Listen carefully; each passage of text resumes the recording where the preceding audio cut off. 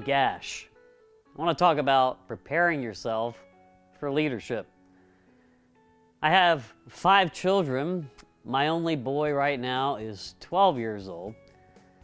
But back when he was 3, something interesting happened to us. I speak for a living, and when I come home, my wife is like, take the kids, do anything, sell them at Walmart, I don't care. And so I come home and I am to do whatever a good dad does, which is get all the energy out, right? So I remember I came home, I picked up the kids, slammed them on the couch, rubbed their head on the carpet, do whatever I can to get their energy out, and then we went upstairs for a bath. When you have a bath in the Ackerman house, that's a signal that the day is over.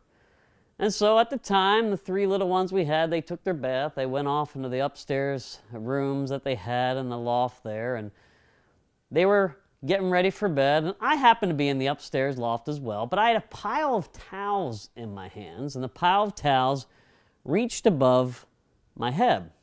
And I was trying to open the closet door with my knee.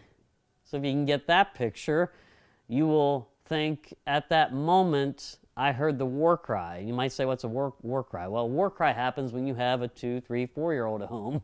All of a sudden, you just hear a loud noise, and all of a sudden, I heard Ben, my 3-year-old, coming running out of his room.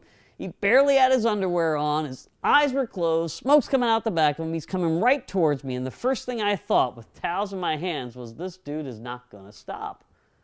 And then I quickly thought, I got to protect myself. I threw up my leg. And as he was coming toward me and I had my leg up, he hit my leg, and then he catapulted off my leg. He kind of spun out, spun away, flew across the room and hit the back of his head on the corner of the wall. He hit the corner of the wall. The little 3-year-old had a gash about that long, big gash in his head, blood squirting out of his head, and he's laying on the ground, and I went over and I was like, and he was like, he was screaming. I didn't know what to do. He's going, I didn't know what to. So I picked him up, took him over into the bathroom, put him on the sink. He's screaming, blood's coming out. I'm going, So all I knew to do was I took my hand, put it on the back of his head, and I tried to pull it back together. Good idea? Probably not. Well, the long and the short of it is, we had to take him to the hospital. Ben had to get 8 staples in his head.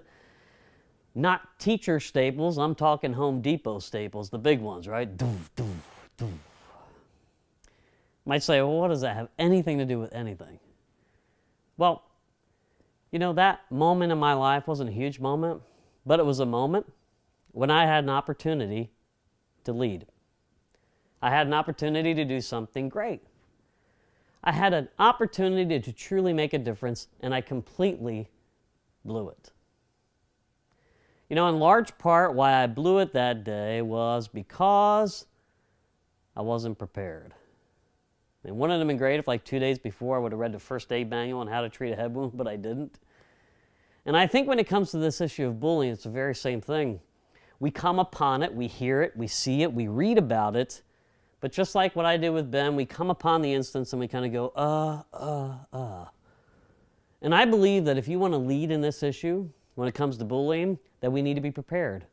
That you need to know before something happens, before you read something, before you hear someone say something to someone, what you are going to do.